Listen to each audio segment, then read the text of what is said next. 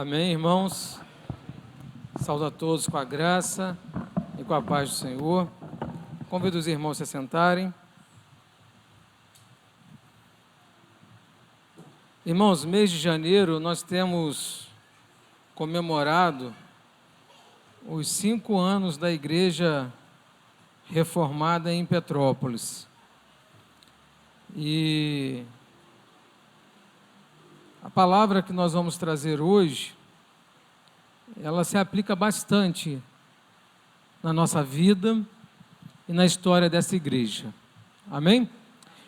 O texto para a nossa meditação está em 1 Pedro, capítulo 2. Nós iremos ler o verso 4, 5, depois o verso 9. 1 Pedro, capítulo 2, verso 4, 5, depois o verso 9. Diz assim a palavra do Senhor: E chegando-vos para ele, verso 4, isso. E chegando-vos para ele, pedra viva, reprovada na verdade pelos homens, mas para com Deus eleita e preciosa. Vós também, como pedras vivas, sois edificados casa espiritual e sacerdócio santo, para oferecer sacrifícios espirituais agradáveis a Deus por Jesus Cristo. Verso 9. Mas a vós sois a geração eleita, o sacerdócio real, a nação santa, o povo adquirido, para que anuncieis as virtudes daquele que vos chamou das trevas para a sua maravilhosa luz. Louvado seja o nome do Senhor. Para nós compreendermos esta mensagem, eu queria primeiro dizer para os irmãos que quem escreveu esse texto foi Pedro, o apóstolo, aquele Pedro que negou Jesus, aquele Pedro que, bem interessante a história, que quando Jesus fala que ele vai negar, Pedro, não vou te negar, e ele nega. É o mesmo Pedro que Jesus falou para ele: Pedro, quando tu se converteres, tu vai entender o propósito que eu tenho contigo. E Pedro custou a entender isso, depois de Cristo ter morrido, ressuscitado no 3º dia. Mais adiante, Pedro volta às suas origens a pescar, e Jesus aparece ali na praia e chama aqueles homens, e chama Pedro, e ele pergunta a Pedro: Pedro, tu me amas? E por 3 vezes essa pergunta, e Pedro ali entende qual era o propósito que Deus tinha para com ele. O que me chama a atenção é que Pedro, depois que ele se tornou discípulo de Jesus, ele tinha uma linha teológica muito radical. Pedro não aceitava que os gentios fossem escolhidos por Deus. Pedro dizia que os escolhidos eram os judeus e os gentios não. Até que ele tem uma visão e Deus manda que ele vá à casa de Cornélio, um gentio, e ali ele obedece, ele entende que ele não poderia chamar de impuro aquilo que Deus havia purificado. O que Deus estava dizendo para Pedro era: Pedro, eu morri na cruz por todos, eu morri na cruz para aqueles que também são gentios. Então não diga aquilo que é imundo, aquilo que eu purifiquei. E Pedro então, entendendo, ele vai à casa de Cornélio, e ali ele janta com Cornélio, ele senta à mesa com Cornélio, e é interessante que ali há uma manifestação do Espírito Santo naquele lugar, e Pedro entendeu que não tinha como rejeitar os gentios, que Deus também havia morrido pelos gentios. E agora Pedro, ele está escrevendo uma carta, a primeira carta de Pedro, ela tem um propósito de escrever para os gentios. Olha o que Deus faz: o homem que até então ele rejeitava, ele não concordava, agora Deus usa esse homem para escrever uma carta aos gentios. Projeta para mim, por favor, 1 Pedro capítulo 1, verso 1. Olha Pedro se apresentando aqui, e olha para quem ele escreve: Pedro, apóstolo de Jesus Cristo, aos estrangeiros. Aqui ele está dizendo assim, aos gentios, aos dispersos no ponto da Galácia, Capadócia, Ásia e Bitínia. Então ele está escrevendo para esse povo, e ali havia um povo gentio, que eram cristãos, e aquele povo tinha uma dificuldade, porque enfrentava ali uma oposição, enfrentava ali uma dificuldade, enfrentava ali algo que Pedro precisava escrever para aqueles homens. E é interessante que, primeira coisa, o capítulo 1, Pedro vai escrever dizendo que eles têm uma identidade, que eles têm um Deus, que eles não estavam abandonados. E Pedro vai escrevendo, e quando nós chegamos no capítulo 2 do livro, Pedro vai dizer que aquele povo foi um povo que não era estrangeiro. Os irmãos, imagine, você está num lugar e você não se sentir parte daquele lugar, porque os seus costumes são diferentes, o seu Deus é diferente, tudo é diferente. E essa diferença fazia que houvesse uma rejeição por parte de um povo como um todo. E aí, Pedro, então, ele vai escrever aos estrangeiros. A palavra estrangeiros aqui, no grego, tem um significado interessante: residentes temporários. Ou seja, aquele que tem uma residência temporária. Por isso que é estrangeiro, aquele que está no lugar, mas ele não pertence àquele lugar. E Pedro usa essa expressão de estrangeiros para os gentios. Ele usa uma palavra grega que é parapidemos. E essa palavra grega está dizendo assim: vocês são residentes temporários. O que Pedro está dizendo? A morada de vocês não é aqui. E ele não está se referindo a uma morada geográfica. Ele está se referindo ao seguinte: vocês são estrangeiros nesse mundo, porque a nossa morada é no céu, louvado seja o nome do Senhor. Pedro, então, ele vai escrever para esse povo. E ele, nesse texto, ele vai começar a dizer que esse povo tem uma identidade.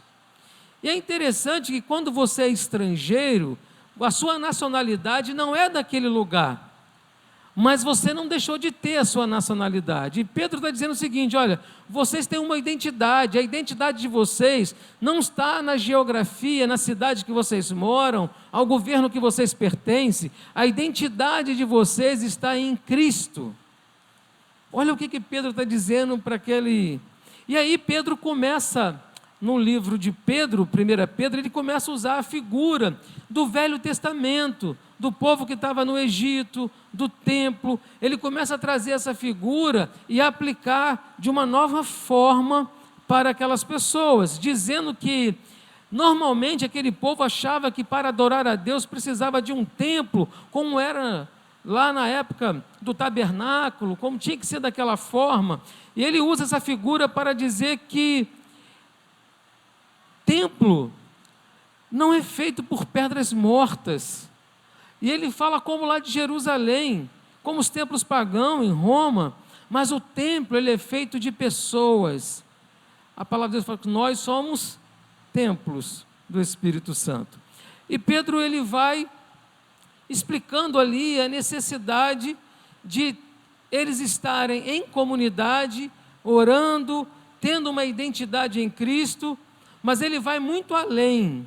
E aí nós vamos entrar no capítulo 2, no verso 4.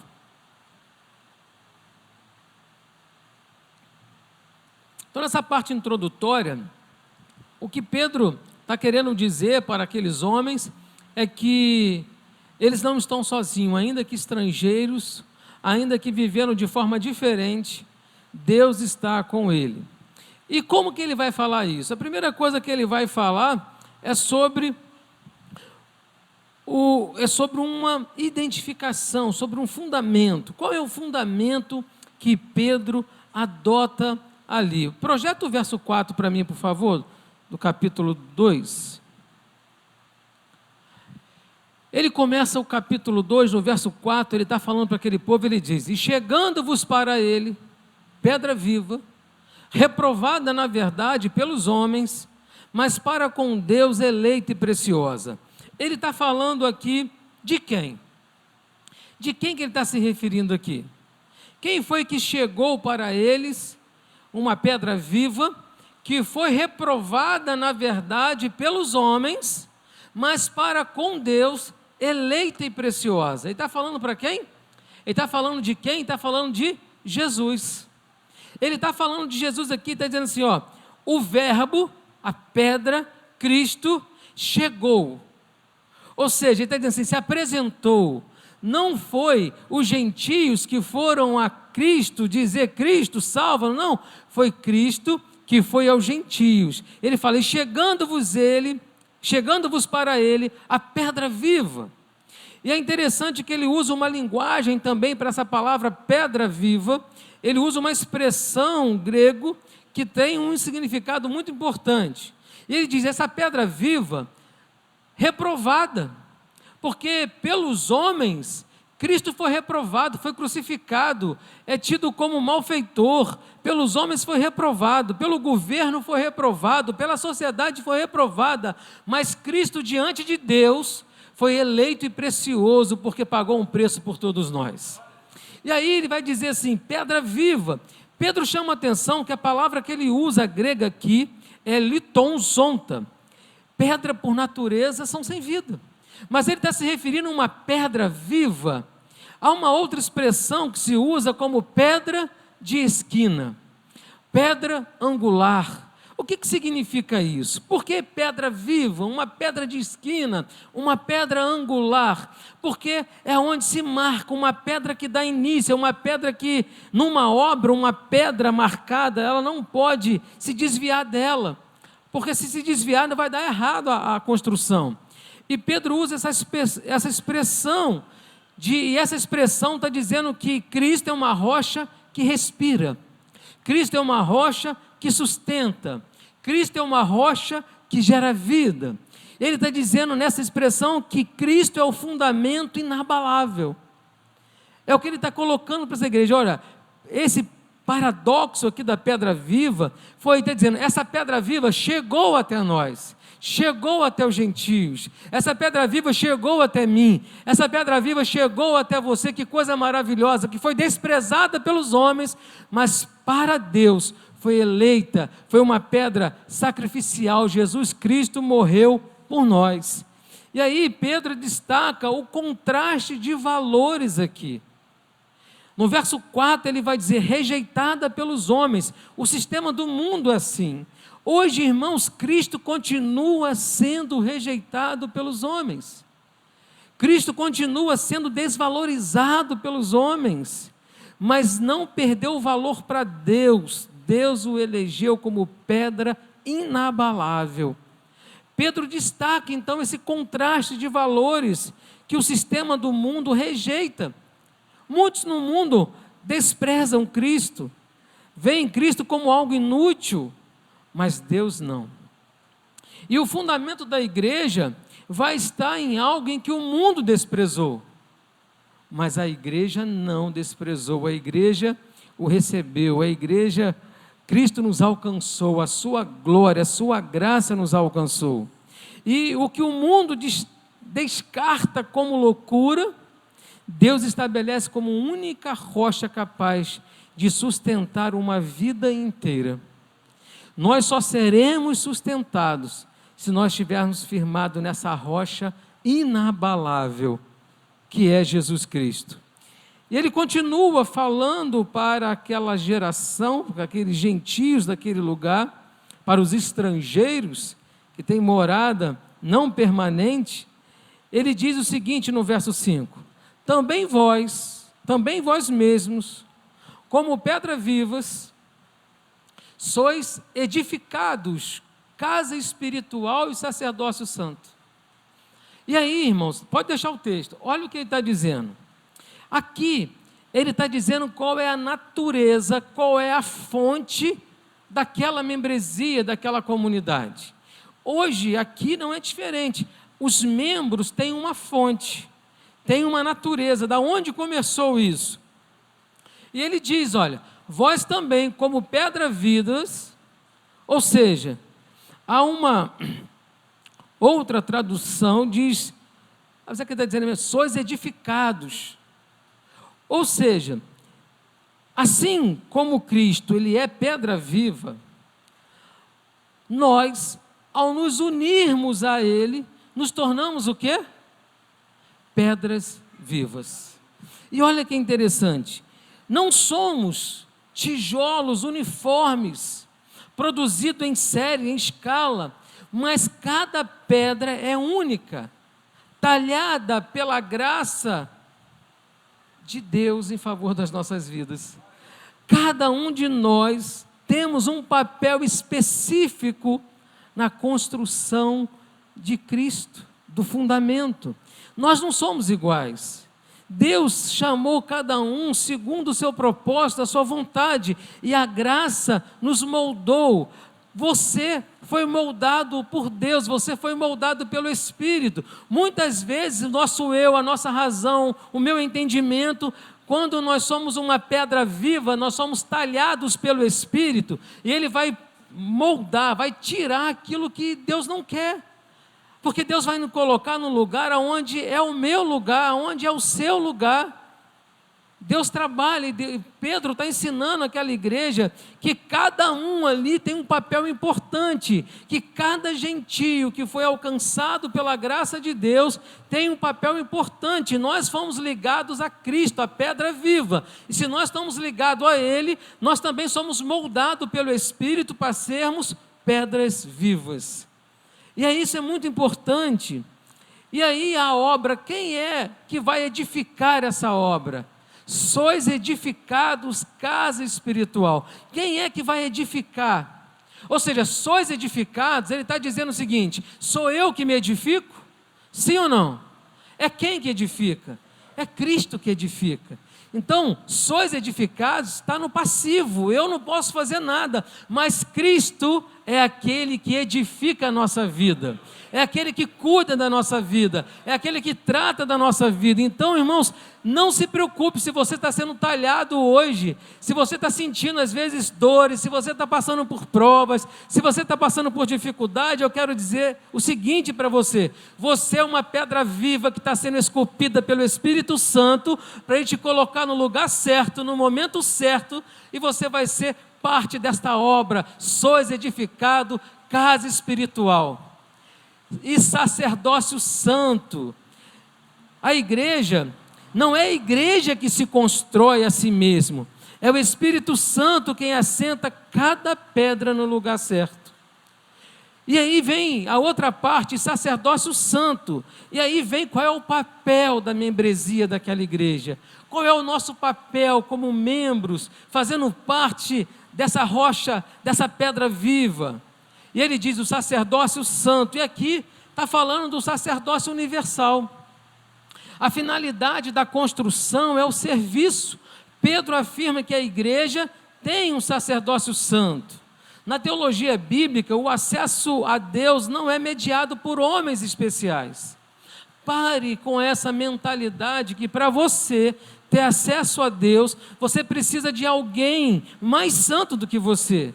Se você pensar assim, você anula o chamado que Deus tem para você, porque você é sacerdócio santo, você é pedra viva, Deus vai moldar você.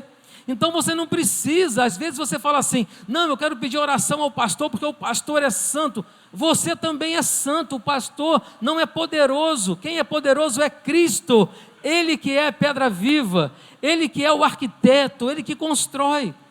Então essa mentalidade muitas vezes que temos, eu vou no lugar tal, que o lugar tal vai orar e vai fazer isso. Meu irmão, quando você faz isso, você está anulando o teu chamado, o sacerdócio santo que você recebeu. Qual é a diferença? Mas Deus não ouve a minha oração. Bom, se Deus não está ouvindo a minha oração, nós temos que parar, olhar para dentro de nós mesmos e dizer assim: o que eu preciso mudar? Talvez Deus não está ouvindo a sua oração porque Deus está querendo te talhar, te moldar, e você está pulando para lá, pulando para cá, e Deus não vai fazer o que você quer. Deus vai fazer o que Ele quer para você. E aí o sacerdócio, irmãos, ele tem um papel muito importante. Deus não habita em templos feitos por mãos humanas, mas Ele escolheu habitar em corações redimidos que se tornaram suas pedras vivas. Deus quer habitar no teu coração, Deus quer habitar na tua vida. Você precisa desfrutar de um Deus vivo, que quando você acorda, Ele fala contigo. Quando você vai se deitar, Ele deita contigo. Quando você vai trabalhar, Ele vai trabalhar contigo. Ele é pedra viva e você precisa desfrutar disso. E o Pedro estava escrevendo para um povo que é muito parecido conosco, é muito parecido com o que nós vivemos, né? Nós não, como aquele povo não era de uma linhagem de sacerdotes, ou não era de uma linhagem de santos hereditários, mas era um povo escolhido, né? E eu quero que você faça uma reflexão, olhe para você, de onde você veio, quem era você, o que seria de você se Jesus não tivesse escolhido você, transformado você em pedra viva, ligados a Ele, sendo moldado todos os dias por Cristo na nossa vida. Nós precisamos entender isso. E nós louvamos ao Senhor, sabe por quê, irmãos? Porque viemos de diferentes lugares, de diferentes contextos. Nós éramos um povo desgarrados, mas a graça do Senhor nos alcançou. Que coisa maravilhosa. E aí, a igreja não é uma reunião de pessoas perfeitas. E às vezes nós achamos que a igreja é lugar de gente perfeita. E nós erramos com isso. A igreja não é lugar de pessoas perfeitas que decidiram se encontrar, mas é uma assembleia de pecadores que Deus decidiu resgatar. Louvado seja o nome do Senhor. Foi Deus que decidiu resgatar o irmão que está do teu lado. Talvez nós temos um olhar quando chega alguém, né, cheio de pecado, alguém que fez tanta coisa errada no mundo, e nós olhamos para aquela pessoa e falamos, olha, aquela pessoa, tomara que ela não venha na minha igreja. Que pensamento é esse? Que pensamento? Às vezes nós olhamos alguém e falamos, essa pessoa não merece, mas eu também não merecia, você também não merecia. Mas a graça de Deus alcançou o pecador. E quando fala que alcançou o pecador, começa pelo pastor, começa com você. Nós éramos pecadores, mas Deus nos resgatou da sua maravilhosa graça, nos alcançou. Então a igreja não é uma reunião de pessoas perfeitas que decidiram se encontrar. Não é uma reunião de pessoas santas, não, eu vim aqui porque eu sou melhor do que quem está. Não, não é isso. Mas é uma assembleia de pecadores. Nós somos pecadores que Deus decidiu resgatar, e louvado seja o nome do Senhor por isso.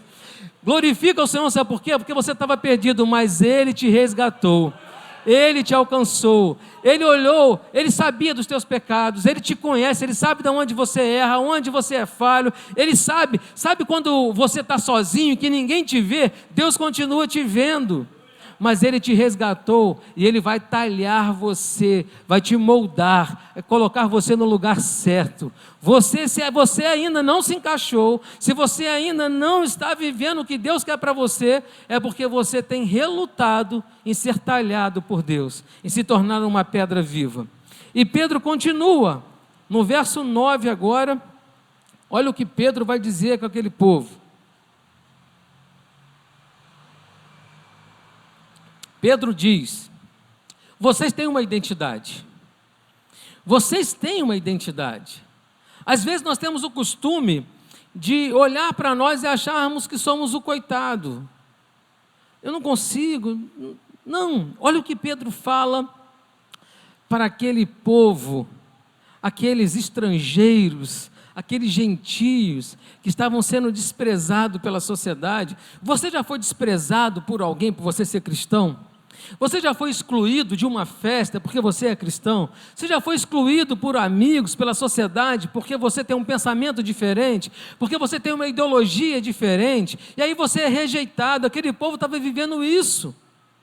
Irmãos, nós estamos vivendo hoje no nosso mundo, no nosso país, a maior luta que você pode imaginar, de ideologia, de tudo.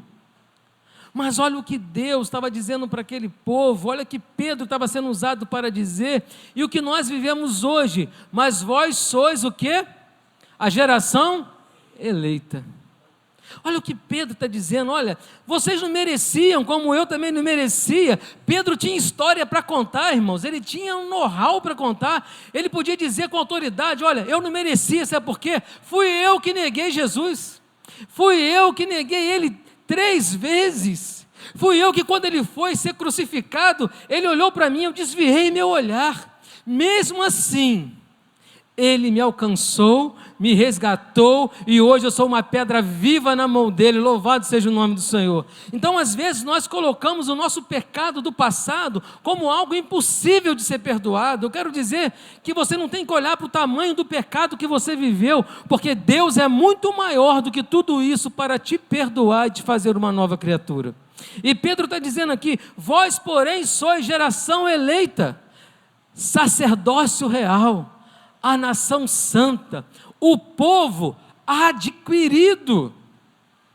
Pedro está dizendo aqui o seguinte, não foi você que foi para lá porque você quis, não, Deus pagou um preço para adquirir você, Deus pagou um preço para que possa dizer, você é filho de Deus, Jesus Cristo morreu na cruz para pagar um preço por mim e por você. E Pedro ele fala, olha, e ele usa aqui, né, nação santa, povo adquirido, para um propósito. Qual é o propósito? Para que anuncieis as virtudes daquele que vos chamou das trevas para a sua maravilhosa luz. E aqui Pedro ele usa uma expressão muito interessante, ele usa aqui 4 honras para a igreja, 4 honras, e eu quero dizer que essa honra, ela é estendida até hoje para mim e para você. A primeira honra que ele usa aqui é raça eleita, escolhidos pela soberania de Deus. Deus, você, às vezes você olha para dentro de você, você fala, mas eu não sou merecedor, eu sou pecador, eu sou falho. Sabe quando você faz um propósito, vou dar um exemplo aqui, simples, mas assim, vou fazer uma dieta, não vou beber mais refrigerante.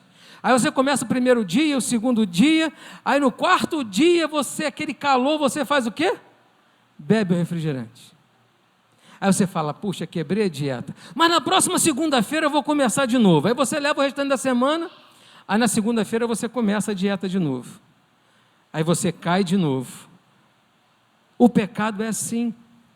O pecado você fala, eu vou resistir, eu não vou pecar. Mas quando nós desviamos o nosso olhar de Jesus, nós fraquejamos, nós caímos, nós pecamos. E muitas vezes nós olhamos para isso e achamos que não tem jeito. E Pedro está dizendo aqui, olha, você é pecador, foi Deus que escolheu você. Você é geração eleita. E ele usa essa estratégia para dizer que aquilo ali, ó, escolhidos pela soberania de Deus. E aí ele fala, sacerdócio real. O sacerdócio real, sabe o que Pedro está dizendo aqui? Você não precisa de intermediário para falar com Deus. Não precisa. Você não precisa de, não existe ninguém melhor do que você para chegar diante de Deus. Eu dou um exemplo aqui, você para pensar num pai tendo um relacionamento com o filho, aí o filho chega para alguém distante e fala assim, tu pode pedir meu pai isso? Os jovens fazem muito isso, né? Quando quer fazer alguma coisa, fala assim, liga lá para o meu pai, pede para o meu pai se eu posso fazer. Normalmente o pai vai falar, não. Agora, quando você tem acesso ao pai, você não precisa de intermediários. Você não precisa de nada. Então, o sacerdócio real é servirmos ao rei e temos dignidade real também. A gente faz parte, nós somos pedra viva, nós somos ligados a ele. Irmãos, que coisa maravilhosa é o sacerdócio. O sacerdócio do crente, o sacerdócio universal, o sacerdócio real, ele é muito, muito importante, porque ele demonstra um relacionamento. Ele demonstra um relacionamento. Como você pode amar alguém se você não tem relacionamento com essa pessoa? Se você não tem relacionamento, se você não tem intimidade, como você pode amar alguém? O sacerdócio real, ele dá oportunidade a mim de ter intimidade com Cristo. Ele dá a oportunidade a você de ter intimidade com Cristo. Como que eu faço isso, pastor? Ore, fale com Ele. A palavra de Deus fala que Ele está pronto para nos ouvir. Isso é maravilhoso. Então ele está dizendo para aquele povo, ó, vós sois geração eleita, sacerdócio real. Aí ele vem com uma outra qualidade, uma outra honra, a nação santa. A nação santa. O que é a nação santa? Talvez você pode dizer assim, pastor, a nação santa é Israel. Não. Porque ele está dizendo aqui para os estrangeiros, para os gentios. Então ele está dizendo assim, nação santa é um povo separado, com leis e valores diferentes do mundo. Vós sois nação santa. E eu pergunto para a igreja, você é nação santa? Você tem valores diferentes do mundo? Você tem um governo diferente do mundo? Você tem um rei diferente do mundo? Se você tem, você é nação santa também, louvado seja o nome do Senhor. E o último honra que ele usa aqui, ele diz, povo adquirido. Em outra tradução vai dizer, propriedade exclusiva. O que é propriedade exclusiva? É só teu, não é de mais ninguém. Então assim, se você tem uma casa, ela é propriedade sua, não é de mais ninguém. Ela é sua, é propriedade exclusiva sua.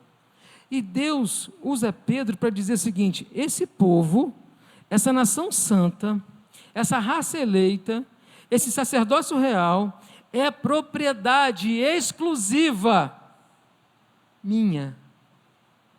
Olha que coisa maravilhosa. Você sabia que você é propriedade exclusiva? Que você é propriedade exclusiva? Nós somos o tesouro particular de Deus. Ele zela por nós. E aí tem outra coisa muito importante. Se você é propriedade, você tem um dono. E se você tem um dono, você não faz mais a sua vontade, mas a vontade daquele que é dono. Aquele que é seu dono. Então Pedro está dizendo o seguinte, olha, vocês são propriedade exclusiva. Somos um tesouro particular de Deus. Deus zela por nós. Cristo nos molda, a sua graça trabalha para que nós sejamos uma pedra viva.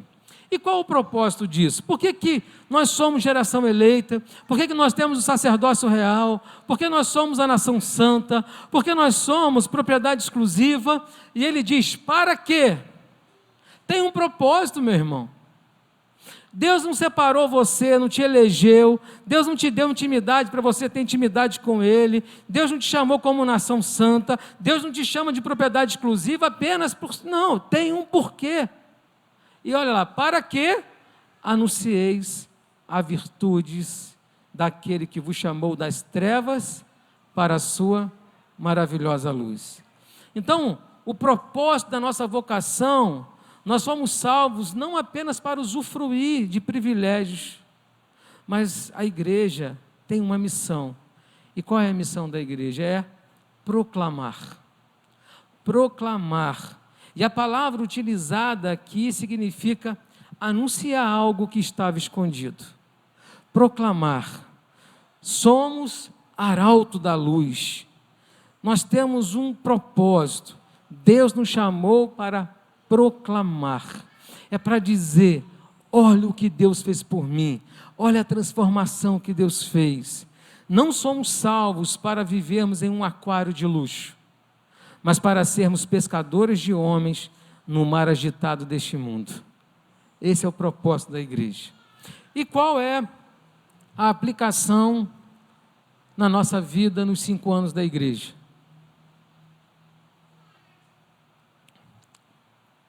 É importante que, como nós podemos aplicar esse texto na nossa história? Nós somos uma criança, 5 anos da igreja reformada em Petrópolis.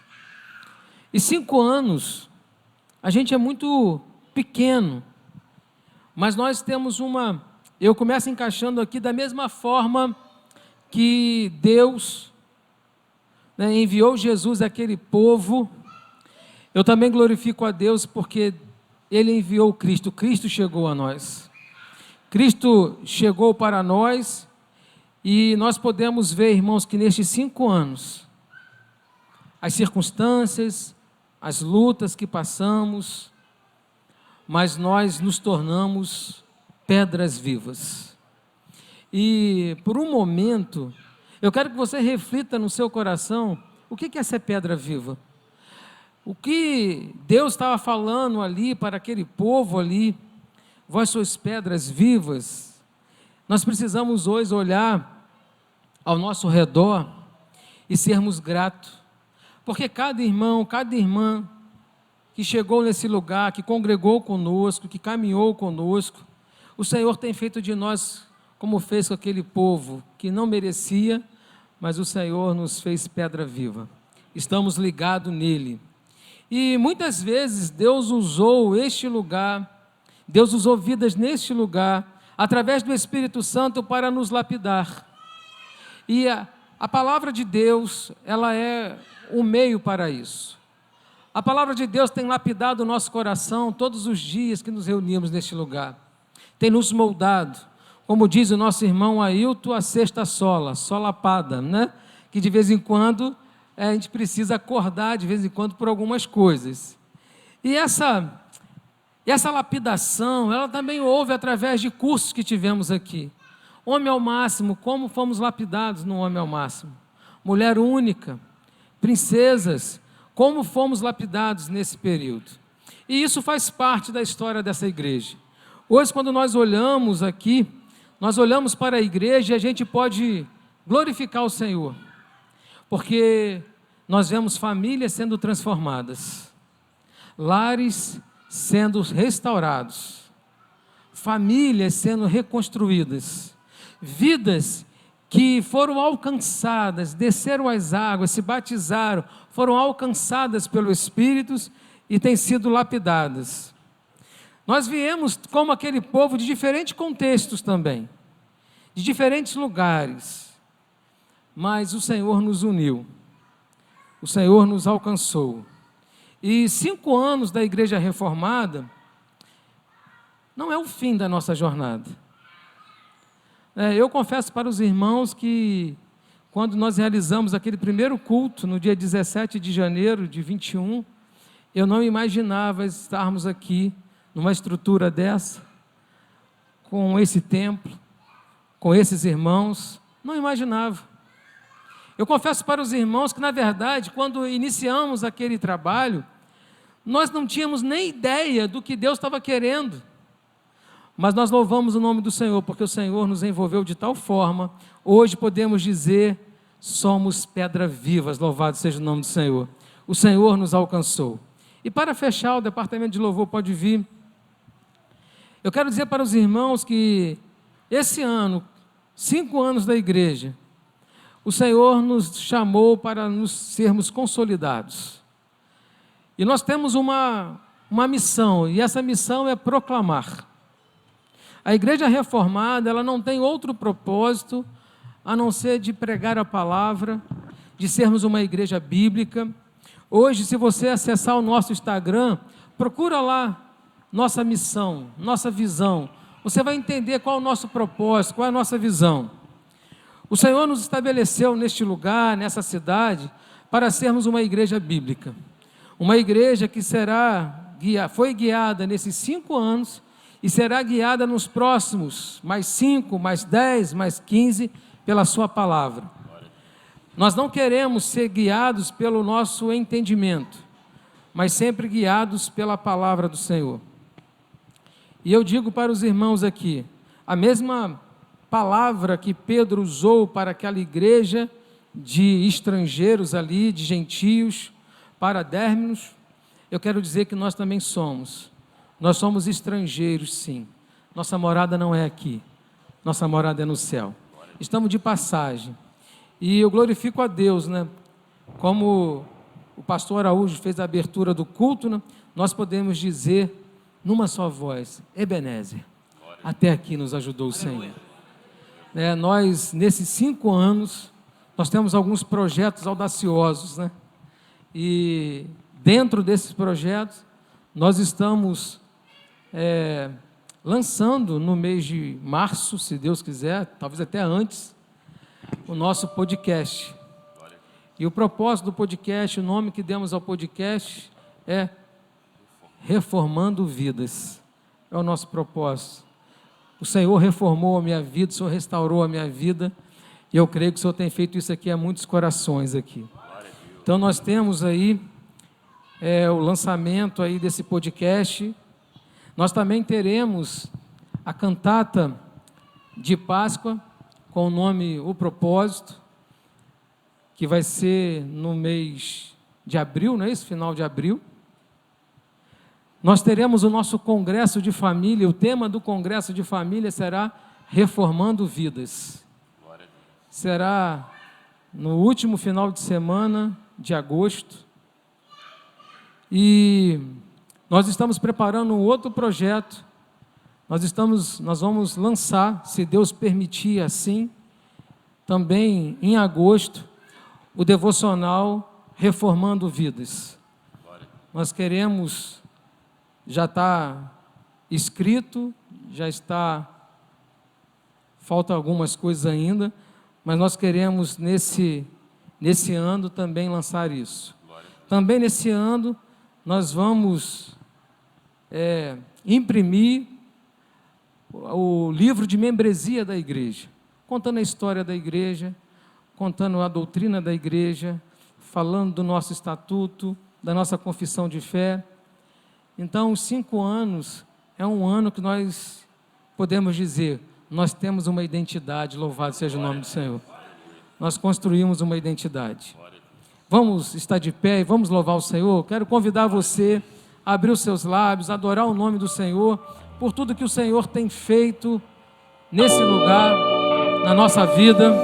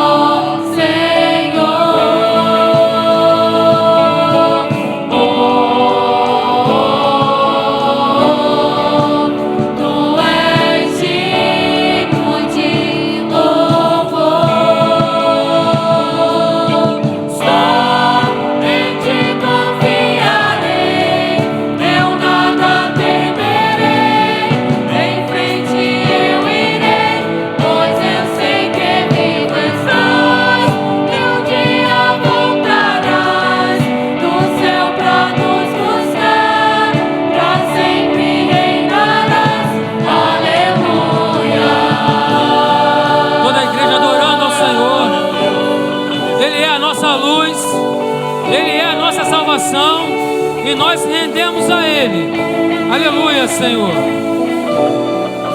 Santo és tu, Pai. Aleluia.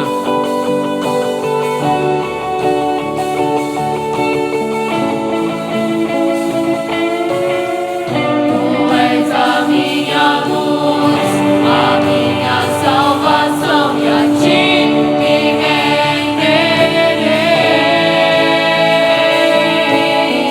Se ao teu lado estou, seguro em tuas mãos, eu nada temerei.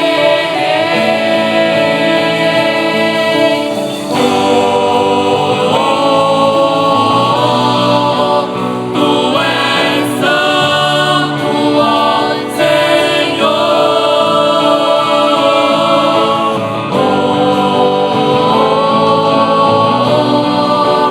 Tu és digno